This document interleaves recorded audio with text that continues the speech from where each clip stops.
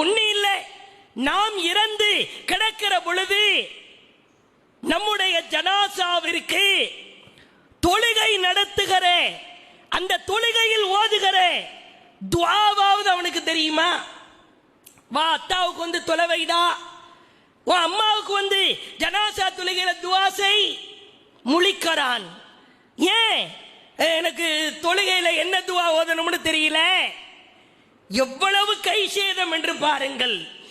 சந்ததிகளை சீராக்காவிட்டால், நம் சந்ததிகளுக்கு ஒழுக்கத்தை கற்றுக் கொடுக்காவிட்டால், வாழ்வாங்கு வாழ்ந்த நம் குடும்பத்தை நடுத்தருவிலே கொண்டு வந்து நிறுத்துவதற்கு கூட வாய்ப்பு இருக்கிறது என்பதை கவனத்திலே வைத்து, பிள்ளைகளுக்கு சொத்தை கொடுப்பீர்களோ இல்லையோ, சுகத்தை கொடுப்பீர்களோ இல்லையோ, பணத்தை கொடுப்பீர்களோ இல்லையோ, பதவியை கொடுப்பீர்களோ இல்லையோ, அல்லாஹ்வின் மார்க்கத்தை கொடுக்க தவறாதீர்கள்.